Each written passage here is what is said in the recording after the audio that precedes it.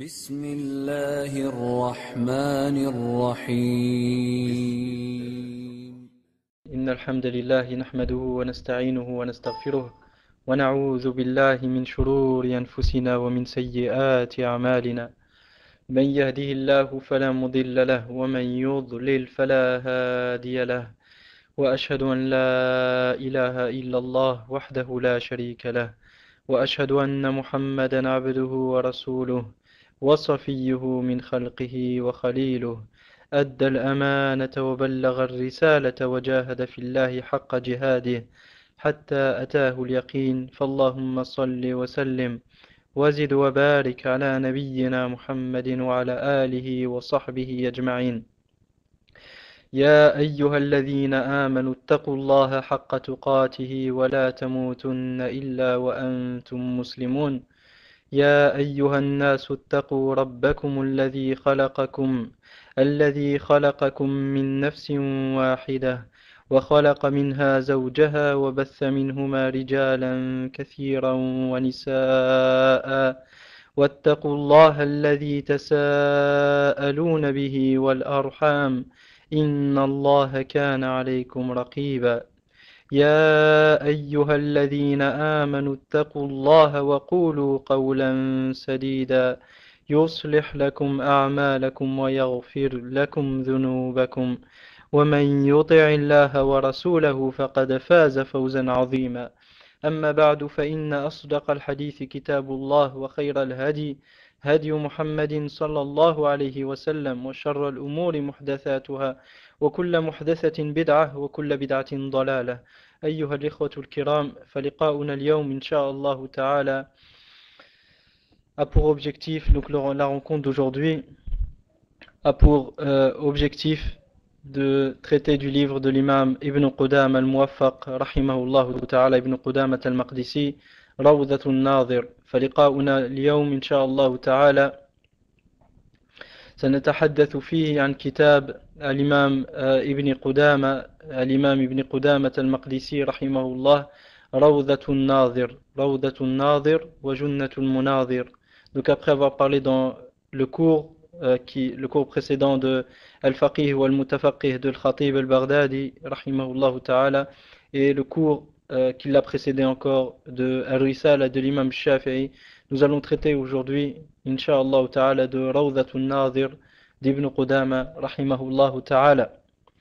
Vu que cet ouvrage est l'un des ouvrages principaux et parmi les plus importants ouvrages dans la science de Usul al-Fiqh chez Ahl Sunnati wal Jama'a. Donc tout d'abord, qui est Ibn Qudama rahimahullah? Ibn Qudama, sachez ayyuha al-ikhwa que son prénom était Abdullah, fils de Ahmad ibn Ahmad, ibn Miqdad, le fils de Miqdad, al-Maqdisi, puis le Dimashqi. Donc il est natif de Baytul Maqdis, tahharahu Allah min anjasi al-Yahudi wa min anjasi al-Murtaddin. Donc il est natif de Baytul Maqdis, puis il a été à Dimashq, donc on l'a appelé par après à Dimashqi. Faqih Hanbali, c'était un éminent savant et un éminent faqih juriste de l'école de l'imam Ahmad ibn Hanbal rahimahullah. On le surnommait Muwaffaq, son nom était, ou il était appelé Afwan, Muwaffaquddin, et c'est pour ça on l'appelle Al-Muwaffaq, qui est un résumé de Muwaffaquddin, qui était son laqab. Et sa kunya était Abu Muhammad, Muhammad.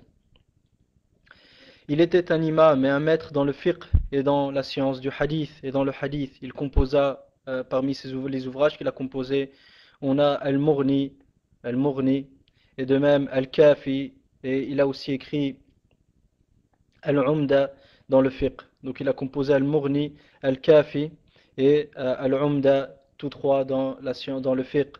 Et il a aussi composé, rahimahullah ta'ala, Dhammu Ta'wil, le blâme du Ta'wil, le Ta'wil qui consiste à donner aux textes autre que leur sens apparent, sans une preuve valide, et que Ahl al-Bid'a utilisait pour remettre en cause les attributs d'Allah tabaraka wa ta'ala. Donc il a écrit un ouvrage nommé Dhammu Ta'wil et aussi Lum'atul I'tiqad, qui est connu de tous, et parmi les savants qui ont fait le sharh de l'Um'atul I'tiqad, al-Shaykh al-Mifdal, Ali ibn Khudayr, al-Khudayr, fakkallahu asra wa farraja kurbatahu wa matta'a al-muslimina bi'ilmihi. Pour plus de détails, voir Dhaylu Tabaqat al-Hanabila. Dhaylu Tabaqat al-Hanabila, qui est un ouvrage qui recense les savants Hanbali, les savants Hanbali ou Hanbalites qui ont œuvré, qui ont laissé leurs vestiges dans la science. Donc, l'auteur du livre Rawdatun Nadir était l'imam al-Muwaffaq ibn Qudama al-Maqdisi, qui est décédé en l'an 620 de l'Hijra al-Nabawiyya, ala sahibiha afdalus salati wa ahsanu taslim, qui correspond à l'année 1199 de l'an grégorien. 1199, c'est l'année où est décédé l'imam al-Muwaffaq ibn Qudama rahimahullah ta'ala.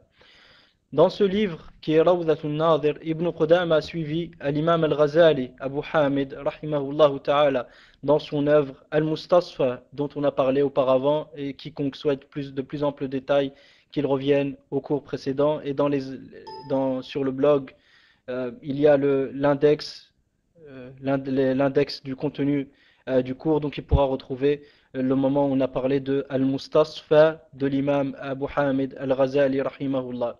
Donc Ibn Qudama rahimahullah a suivi l'imam al-Ghazali dans son œuvre Al-Mustasfa, à tel point que certains savants ont dit la Rawda, c'est-à-dire Al-Rawda de Rawdatun Nadir, l'œuvre d'Ibn Qudama, est en fait le résumé d'Al-Mustasfa de Abu Hamid rahimahullah ta'ala al-Ghazali. Comme parmi les savants qui ont tenu ce genre de propos, il y a eu Abdul Qadir ibn Badran ad-Doumi thumma ad-Dimashqi. Ce qui en soi représente la caractéristique principale d'Al-Rawda. Donc le fait qu'il ait puisé, Ibn Qudama, qu'il ait puisé le contenu scientifique de Al-Mustasfa de l'imam al-Ghazali, c'est ce point-là qui caractérise et qui est la caractéristique principale de Rawda, et qui fait que Rawdatun Nadir d'Ibn Qudama se distingue des autres ouvrages. Ce qui s'explique, ayyuha al-ikhwa, hafizakumullah wa ra'akum, par le fait que l'importance de Al-Mustasfa de l'imam Abu Hamid al-Ghazali revient à plusieurs choses. La première, la valeur scientifique de l'imam al-Ghazali. Makanatu l'imam Abi Hamid al-Ghazali fil al-ilmiyya. Donc, la première des choses par laquelle s'explique l'importance de Rawda, et avant ça l'importance de Mustasfa de al-Ghazali, est que Abu Hamid al-Ghazali n'était pas n'importe qui dans la science, même s'il s'est égaré à un moment de sa vie. Walillahi alhamd, incha'Allah ta'ala, il a avant sa mort, taba tawbatan nasuh, incha'Allah ta'ala. Donc avant sa mort, il s'est repenti, incha'Allah ta'ala. Mais quoi qu'il en soit, même pendant sa période où il avait dévié, l'imam Abu Hamid al-Ghazali, son niveau de science était éminent et nul ne peut le remettre en cause. Nul ne sait remettre en cause la valeur scientifique de l'imam al-Ghazali, sa place et son rang dans l'ilm. À tel point que le Mustasfa, comme on va le voir, le fait qu'Ibn Qudama rahimahullah ait puisé le contenu scientifique de Rawdatun Nadir dans le Mustasfa de l'imam al-Ghazali, ça l'a caractérisé de l'ensemble des ouvrages qui étaient à son époque. Et ça a permis à d'autres savants par après de tirer profit de cet ouvrage qui était Rawdatun Nadir, car Ibn Qudama, comme on va le voir, a profité des avis de l'imam al-Ghazali, mais ne l'a pas suivi aveuglement. Il l'a pas suivi aveuglement, et il a de même puisé il a puisé les qualités de cet ouvrage qui est le Mustasfa, tout en gardant la voie des salaf salih radiyallahu anhum wa rahimahum. Donc, la première des choses qui distingue Rawdatun Nadir des autres ouvrages était la valeur scientifique, la valeur scientifique de l'imam Abu Hamid al-Ghazali. Deuxièmement, al-Ghazali est venu après que les ouvrages les plus importants dans Usul al-Fiqh furent composés. Donc al-Ghazali rahimahullah a pu en profiter et a pu résumer ces ouvrages-là. Donc il n'y a pas un livre qui vient qui est venu. Il n'y a pas un livre qui est venu avant la période de Abu Hamid rahimahullah, si ce n'est que dans le Mustasfa tu vas trouver tu vas trouver une partie de ce contenu. Et de même qu'il n'y a pas un livre qui est venu après le Mustasfa, si ce n'est qu'il a profité de le Mustasfa de al-Ghazali. Donc, Al-Ghazali, du fait qu'il soit venu après que les plus grands ouvrages et les plus importants ouvrages dans la science de Usul al-Fiqh aient été composés, il a donc pu en profiter. Et pour plus de détails, voir la Muqaddima de l'imam Ibn Khuldoun, rahimahullah ta'ala. Le troisième point qui distingue et qui caractérise Rawdatul Nadir d'Ibn Qudama, rahimahullah ta'ala, c'est qu'Al-Mustasfa de l'imam Al-Ghazali est parmi les derniers écrits de Abu Hamid Al-Ghazali. Il l'a composé après ses deux livres, Tahdhib al-Usul et Al-Mankhul fi ilm al-Usul. Donc il avait déjà écrit deux autres livres sur Usul al-Fiqh. Et Al-Mustasfa était le troisième. Donc de ce fait, le contenu de Al-Mustasfa était plus précis, plus précis et plus utile que le contenu des ouvrages qui ont été écrits par avant. C'était l'un des derniers écrits, des derniers ouvrages de cet imam qui est Abu Hamid al-Ghazali. La quatrième des choses, c'est que al-Ghazali a très bien ordonné son livre. Il l'a très bien ordonné et il l'a classé d'une manière simple et un style qui est agréable. Donc ce qui a fait que les gens se sont tournés vers ce livre et l'ont pris comme référence. Parce que le fait qu'un livre soit plaisant à lire, ça facilite la propagation du contenu de ce livre-là. Et le fait qu'un livre soit difficile à lire, bah, c'est le contraire qui se présente, c'est que les gens vont fuir de ce livre-là, même si le contenu il est convenable. Et ce qui explique la renommée de ce livre-là, qui est Rawdatun Nadir, et l'importance qui lui a été accordée, non, ce qui explique la renommée de ce livre qui est Al-Mustasfa de Al-Ghazali, et l'importance qui lui a été accordée, et les points que nous avons mentionnés auparavant. Premièrement, je répète, la valeur scientifique de l'imam al-Ghazali, rahimahullah.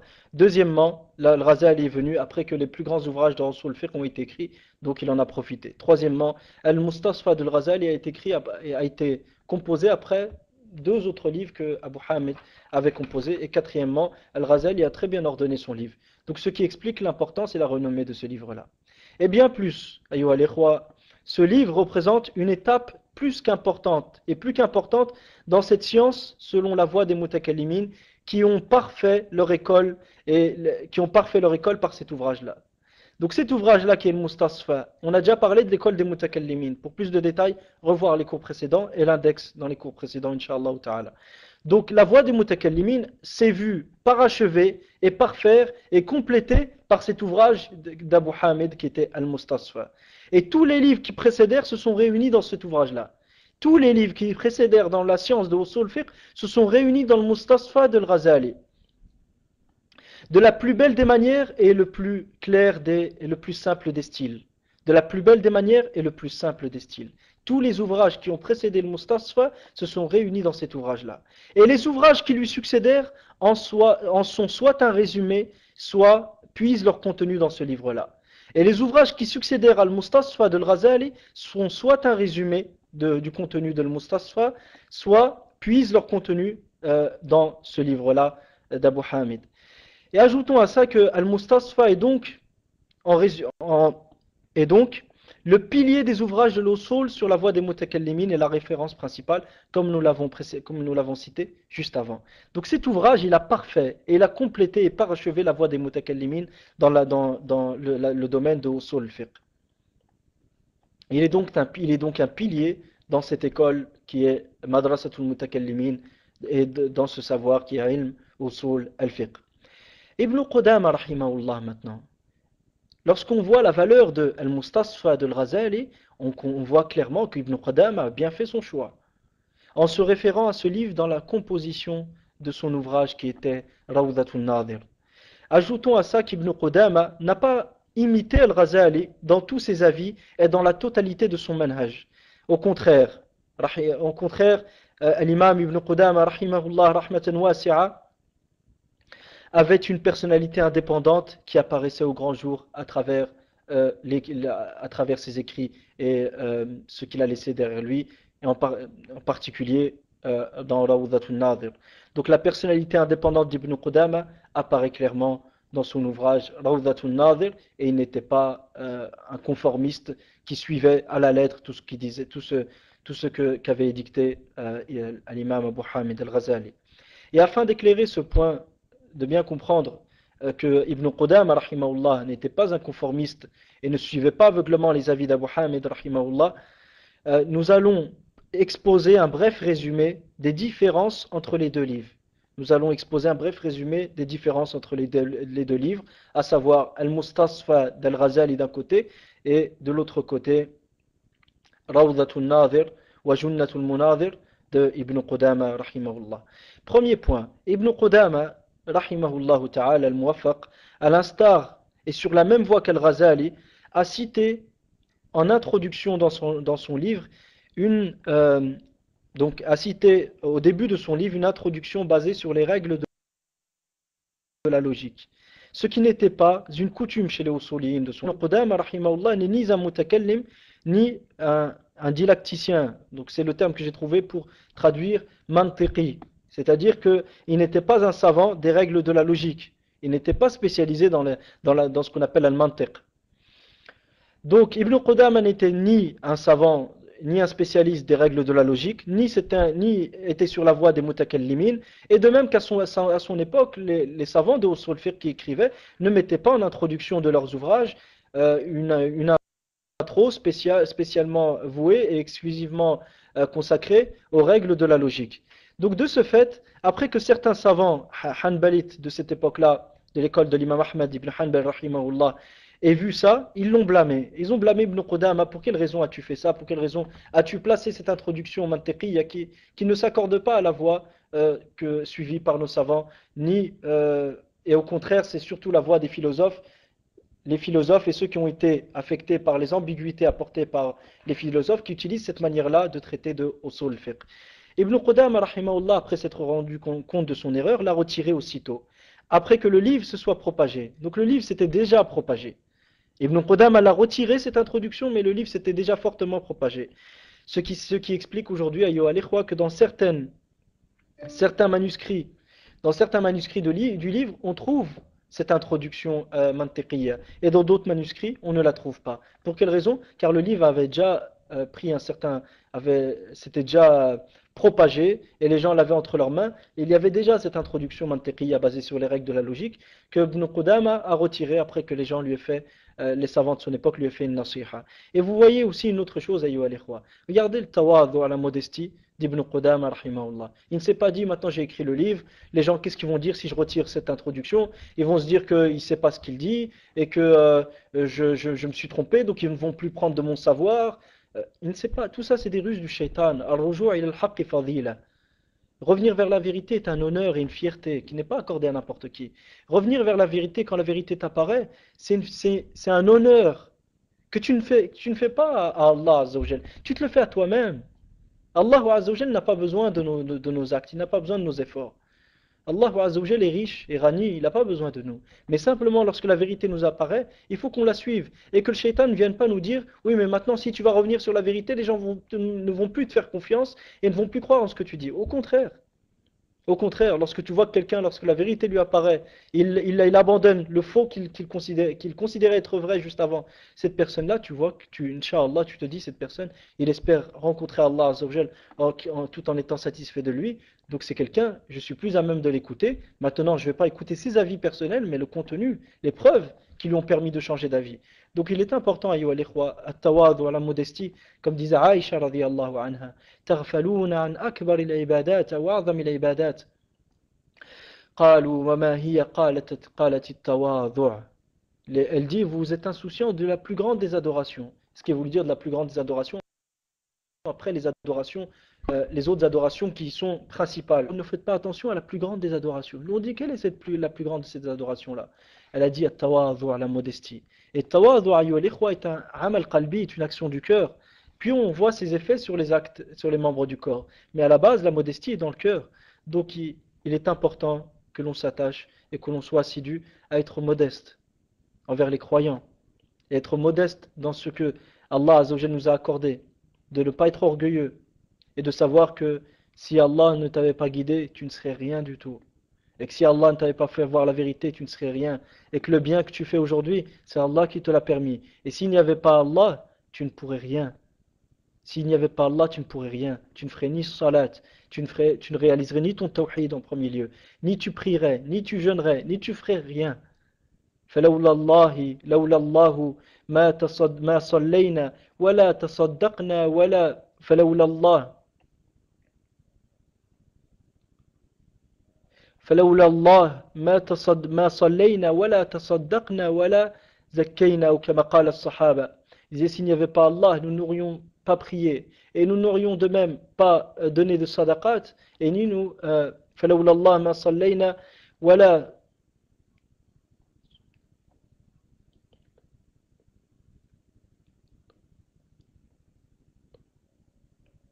فلولا الله ما فلولا الله فلولا الله ما اهتدينا ولا صلينا ولا تصدقنا ولا صلينا.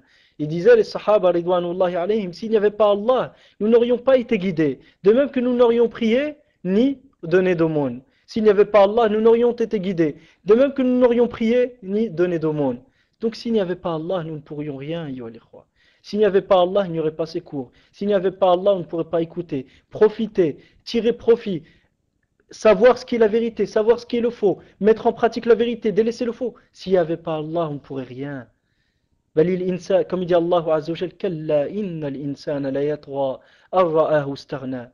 Allah Azza wa Jal, il nous montre dans ce verset que l'être humain se rebelle quand? Lorsqu'il pense qu'il peut se débrouiller tout seul. À partir du moment où tu penses que ce qu'Allah t'a donné comme savoir, tu pourras être guidé par ce savoir que toi tu as obtenu, c'est le début de la fin. À partir du moment où tu penses que tu peux t'en sortir de toi-même, c'est le début de la fin. Il n'y a pas de guidée. Tu n'obtiendras rien, ni de bonheur intérieur, ni quoi que ce soit. Et si jamais, par après, les portes du khair s'ouvrent à toi, ce n'est que pure illusion. Ce n'est que pure illusion. Et ce qui t'attend par après, je ne l'espère à personne.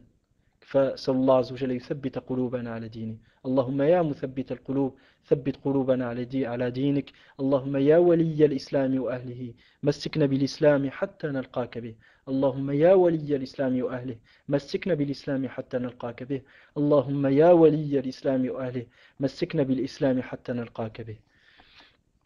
Donc أيها الإخوة حفظكم الله ورعاكم. L'imam Ibn Qudama, donc, lorsque les savants de son époque lui ont fait une nasiha et lui ont conseillé de retirer cette introduction basée sur les règles de la logique, il l'a fait. Mais du fait que le livre s'était déjà propagé, il était trop tard et certaines nusakh, donc certains manuscrits, comportent et contiennent cette introduction-là et d'autres, par conséquent, ne la contiennent pas. La deuxième distinction, c'est que aussi bien qu'Ibn Qudama, rahimahullah, aussi bien Ibn Qudama qu'Al-Ghazali, ordonnèrent et classèrent leurs livres sous forme de chapitres. Sauf que Al-Ghazali, sur la trace des philosophes de cette époque, exposait dans l'introduction de chaque grand chapitre un aperçu du contenu. Donc Al-Ghazali, dans l'introduction de chaque grand chapitre, il exposait un aperçu du contenu. Donc tu te contentais simplement de lire l'intro, tu savais directement ce qu'il y avait dedans. Ce qui ne fut pas le cas de Ibn Qudama, rahimahullah, soit parce qu'il ne voyait pas le besoin, soit par désir de distinguer les deux œuvres. Soit Ibn Qudama ne voyait pas le besoin de ça, soit il voulait distinguer entre les deux œuvres. La troisième distinction, c'est qu'Ibn Qudama rapporte de nombreuses paroles de Al-Ghazali dans son livre. Et il a fondé son livre sur ces avis-là. Donc Ibn Qudama rapporte de nombreux avis d'Al-Ghazali dans son livre, et il a fondé son livre sur ces avis-là, sans pour autant suivre aveuglement ce que Al-Ghazali rahimahullah disait. Donc certaines fois il était en accord, d'autres fois il n'était pas d'accord. Quatrième point, Ibn Qudama a inclus dans son livre les positions de l'imam Ahmad ibn Hanbal et des savants hanbalites, ce qui prouve qu'il est revenu vers les références de l'école de l'imam Ahmad rahimahullah dans ce domaine. Donc Ibn Qudama rahimahullah, aussi bien qu'il a mentionné l'avis de l'imam Al-Ghazali, il ne s'est pas contenté de ça, il est revenu aux références dans le madhab de l'imam Ahmed dans la science sur le thème de Usul al-Fiqh. Parmi ces références-là, nous avons Al-Umda de Al-Qadhi Abu Ya'la Al-Hanbali, il y a aussi Al-Tamhid de Abu al-Khattab Al-Hanbali, et d'autres parmi les références du madhab de l'imam Ahmed dans Usul al-Fiqh. Donc Ibn Qudama a aussi bien mentionné ce que le Ghazali a mentionné, qu'il a ajouté aussi les avis des savants de l'école de l'imam Ahmed ibn Hanbal rahimahullah ta'ala. Cinquième point, Ibn Qudam a affirmé et soutenu la voix des salaf salih radiyallahu anhum sur plusieurs questions de usul al-fiqh et a mentionné leurs preuves et a répondu aux avis erronés des opposants et à leurs arguments. Et il a répondu de même aux avis erronés des opposants et des arguments que ces derniers ont apportés. Donc Ibn Qudama s'est efforcé d'exposer aussi la voix des salaf salih ridwanullahi alayhim dans les questions de usul fiqh. Et les avis opposés, il y a répondu et répondu aux arguments aussi. Sixièmement, ayyuha al-ikhwa, hafidhakumullah wa ra'akum, la personnalité indépendante d'Ibn Qudama rahimahullah ta'ala apparaît dans les avis qu'il a soutenus, dans lesquels il s'est basé sur les hujja et sur les dalils, sur les preuves, ne se contentant pas des avis de l'imam Abu Hamid al-Ghazali. Au contraire, Ibn Qudama rahimahullah a cité des preuves qu'Al-Ghazali n'a pas mentionnées, renforçant ainsi ses propres positions, c'est-à-dire les positions d'Ibn Qudama. Et à certaines reprises, il s'opposait aux preuves qu'Al-Ghazali avait mentionnées en y répondant clairement. Et à certaines reprises, il s'opposait aux preuves qu'Al-Ghazali rahimahullah avait mentionné en y répondant clairement. Donc on voit ici une personnalité indépendante d'Ibn Qudama. Ibn Qudama ne s'est pas dissous dans la personnalité de Abu Hamid al-Ghazali. Non, il avait sa propre personnalité qui était indépendante de celle de Abu Hamid al-Ghazali. Certes, il a profité de cet ouvrage qui est le Mustasfa, mais il ne s'est pas dissous pour devenir un autre Abu Hamid. Donc je répète, Ibn Qudama rahimahullah, au contraire, il utilisait bien sûr des preuves pour renforcer ses avis et il ne se contentait pas des avis de Abu Hamid al-Ghazali. Au contraire, il a cité des preuves qu'al-Ghazali n'a pas mentionnées dans certains cas et renforçant ainsi ses propres positions. Et à certaines reprises, il s'opposait aux preuves qu'al-Ghazali avait mentionnées en y répondant clairement. Et septièmement et dernièrement, et le dernier point, Ibn Qudama a retiré certaines choses du livre de Mustasfa qu'il n'a pas mentionné dans son livre Rawdatun Nadir et a résumé certaines preuves rationnelles. D'autres fois, il a résumé certaines preuves rationnelles, il ne les a pas tous mentionnées. Et à d'autres reprises encore, il a corrigé et rectifié certains points.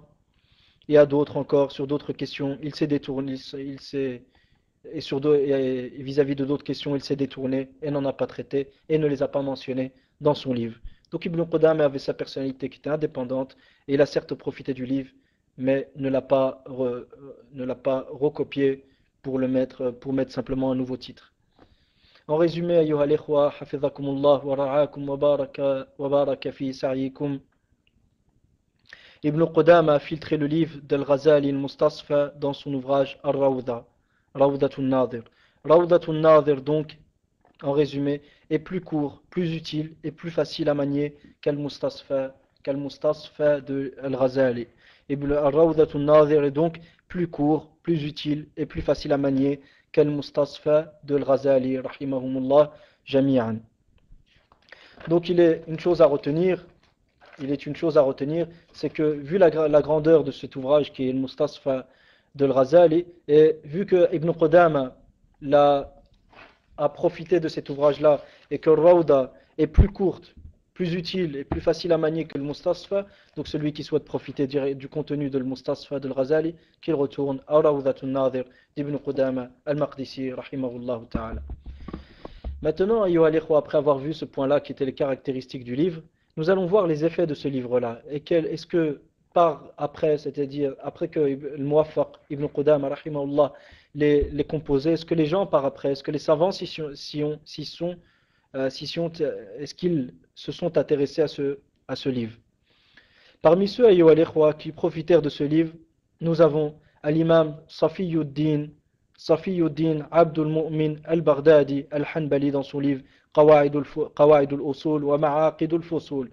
Et cet ouvrage-là, on l'a déjà vu auparavant, nous l'avions mentionné, et même dans les premiers cours, nous avions cité certains passages de ce livre-là dans la définition de Ad-Dalil At-Tafsili. Maintenant, ayyuha al-ikhwa, qui est l'imam Safiyuddin Abdul Mu'min al-Baghdadi? Sachez, rahimakumullah, que Safiyuddin al-Baghdadi, rahimahullah ta'ala, son nom était donc Safiyuddin Abdul Mu'min al-Baghdadi al-Hanbali. Il était l'un des imams dans les sciences de l'héritage. les sciences de l'héritage qu'on appelle al-fara'id. Al-fara'id. Donc il était un imam et un maître dans les sciences de l'héritage et maître en la matière. Sa kunya était Abul Fada'il, Abul Fada'il. Il a pris la science jusqu'à exceller et atteindre le degré de fatwa.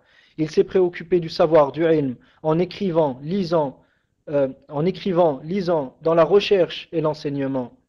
Donc il s'est préoccupé du savoir par l'écriture, la lecture, par la recherche et l'enseignement.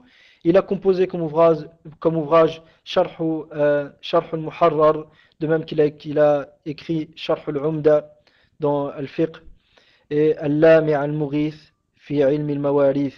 Il décéda rahimahullah en l'an 739 de l'Hijra al-Nabawiyya ala sahibiha afdalu salati wa ahsanu taslim, qui correspond à l'an 1318 du calendrier grégorien.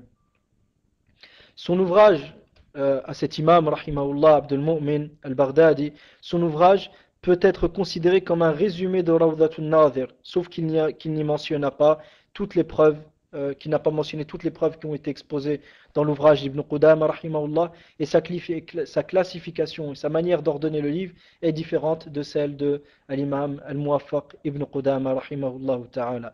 Mais sinon cet ouvrage qui est Ma'aqidul Qawa'id al-Usul wa Ma'aqid al-Fusul est quasiment un résumé de Rawdatun Nadir. La deuxième personnalité qui a travaillé sur cet ouvrage-là et qui a commenté ce livre est l'imam Alauddin ibn al-Liham al-Hanbali. Alauddin ibn al-Liham al-Hanbali. Maintenant, qui est Alauddin ibn al-Liham al-Hanbali, ayyuha al-ikhwa? Son nom était Ali ibn Muhammad, fils de Muhammad, ibn Abbas, fils de Abbas, al-Ba'li al-Hanbali. Al-Ba'li al-Hanbali. Sa kunya était Abul Hassan Alauddin. Son laqab était Alauddin, connu sous le nom de Ibn al-Liham. Connu sous le nom de Ibn al-Liham. Il étudia auprès du cheikh Zayduddin ibn Rajab, rahimahullah ta'ala. Il a atteint le degré de fatwa et il a débattu sur certaines questions religieuses et se préoccupa de l'enseignement et a composé un certain nombre de livres, parmi lesquels le fameux livre qui est connu d'un grand nombre de personnes, Ikhtiyarat Sheikh Taqiyuddin. Ikhtiyarat Sheikh Taqiyuddin. Donc les choix que Sheikh l'Islam Taqiyuddin ibn Taymiyyah, Ikhtiyarat Sheikh Taqiyuddin ibn Taymiyyah. Donc les choix et les avis vers lesquels a penché Sheikh l'Islam ibn Taymiyyah dans les diverses questions, que ce soit dans le fiqh ou dans la aqid. Et c'est un ouvrage qui est connu. Donc Sheikh Ibn al-Liham, l'imam Ibn al-Liham, qu'est-ce qu'il faisait? Il résumait les avis de Sheikh l'Islam Ibn Taymiyyah à travers ses livres. De même qu'il a écrit Al-Qawa'id wal-Fawa'id al-Usuliyya. Al-Qawa'id wal-Fawa'id al-Usuliyya. Et il décéda rahimahullah en l'an 803 de l'Hijra al-Nabawiyya. Ala sahibiha afdalu salati wa ahsanu taslim, qui correspond à l'an 1382 du calendrier grégorien.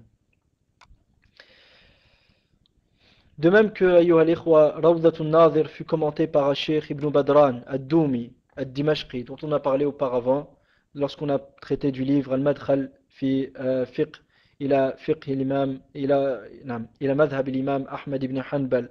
Nous en avions parlé auparavant. Ceux qui veulent plus de détails qui reviennent au cours précédent et dans l'index, ils trouveront ce point-là. Donc Cheikh Ibn Badran ad-Doumi ad-Dimashqi a aussi commenté Rawdatun Nadir d'Ibn Qudama. Maintenant, qui est Cheikh Ibn Badran ad-Doumi ad-Dimashqi, ayyuha al-ikhwa?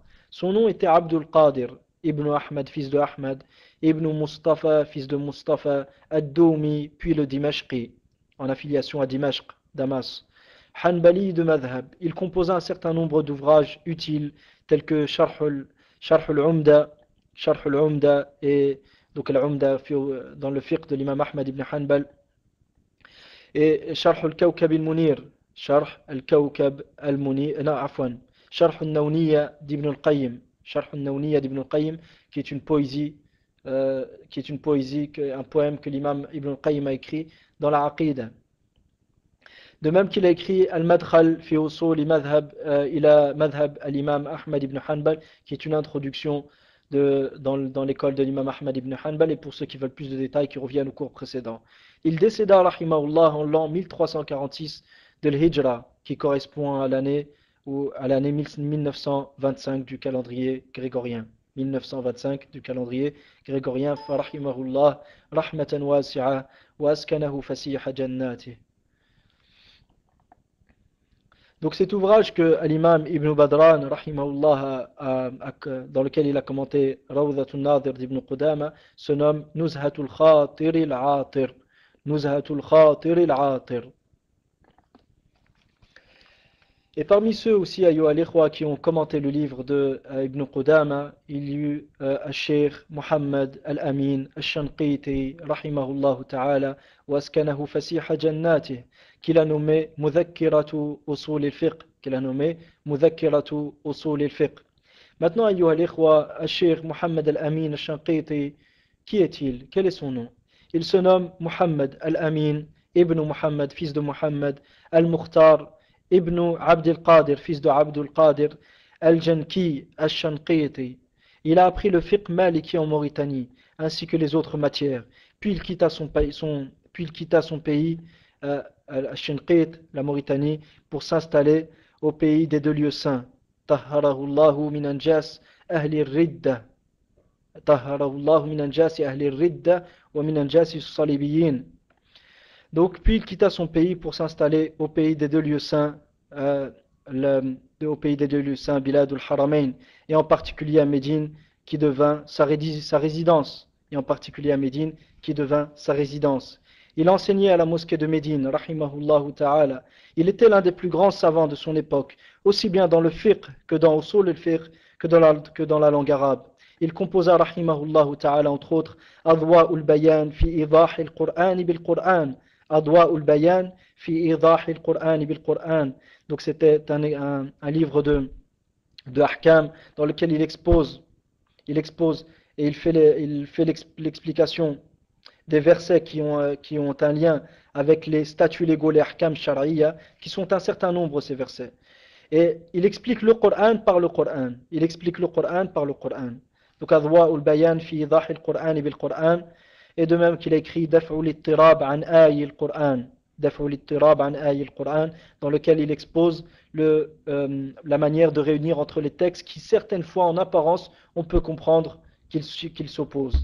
Dans lequel on peut comprendre certaines fois qu'ils s'opposent. En réalité, il n'y a aucune opposition entre les textes du Coran, mais c'est une opposition qui peut apparaître aux yeux de celui qui n'a pas connaissance réelle du sens des versets. Donc il a écrit un livre justement pour retirer ces ambiguïtés-là.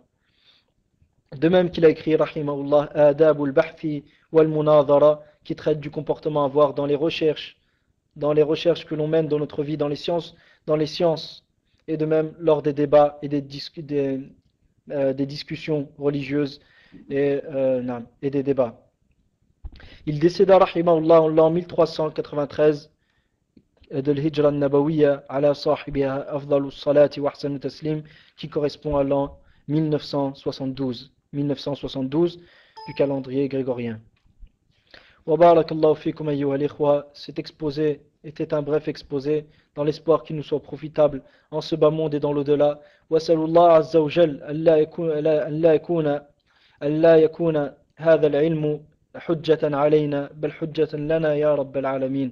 Et nous implorons Allah tabaraka wa ta'ala que ce savoir ne soit pas une science qu'il ne soit pas une preuve contre nous, Yawm al-Qiyamah, ni en ce bas monde, mais qu'elle soit une preuve pour nous facilitant la voie vers la vérité et la voie vers Jannat al-Firdaus al-A'la, vers les plus hauts degrés du paradis, et qu'elle soit une voie, cette science, pour purifier nos cœurs, comme il disait l'imam Ahmad, rahimahullah ta'ala, al-talabul ilmi la ya'diluhu shay'un, idha ukhlisat an-niyyah. قالوا يا إمام يا أبا عبد الله كيف نخلص النية قال أن تنوي رفع العلم أن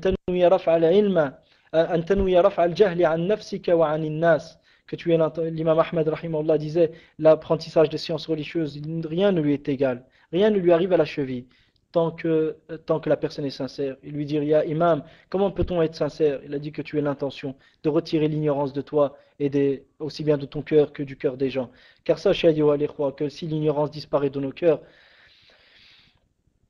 nos cœurs vont s'illuminer par la lumière de la révélation. Et à ce moment-là, le reste suivra إن تعالى فنسأل الله عز وجل أن يطهر قلوبنا من النفاق وأعمالنا من الرياء وألسنتنا من الكذب وأن يرزقنا حسن الخاتمة وأن يرزقنا حسن الخاتمة وأن يرزقنا حسن الخاتمة ونعوذ بالله من فتنة القول والعمل ونعوذ بالله من فتنة القول والعمل ونعوذ بالله من فتنة القول والعمل ونعوذ بالله من علم لا ينفع ومن دعاء لا يستجاب له ومن عين لا تدمع وجزاكم الله خيرا فما كان من صواب فمن الله وحده وما كان من خطأ أو زلل أو نسيان فمني ومن الشيطان والله ورسوله منه براء. Donc tout ce qui a pu être juste dans cet exposé ne vient que d'Allah seul. Toute erreur, oubli ou omission ne vient que de votre frère et du shaitan, et Allah et son messager en sont innocents. Wa barakallahu fikum. Wassalamu alaikum wa rahmatullahi wa barakatuh. وصل اللهم على نبينا محمد وعلى آله وصحبه أجمعين والحمد لله رب العالمين. Salam alaikum. S'il y a des questions, il y a 15 minutes, Inch'Allah, pour répondre aux questions. Wa barakallahu fikum. Les frères l'envoient, s'il y a un frère qui est présent, l'envoie au frère. Et le frère classe les questions. Tout d'abord, celles qui ont un lien avec le sujet, et sinon celles qui traitent des sujets précédents. Et les questions qui sont hors sujet, donc le libre choix, il nous est laissé, Inch'Allah ta'ala, d'y répondre ou de ne pas y répondre. Et les sœurs qui l'envoient, une sœur qui s'occupe de les envoyer. Wa barakallahu fikum, wassalamu alaikum.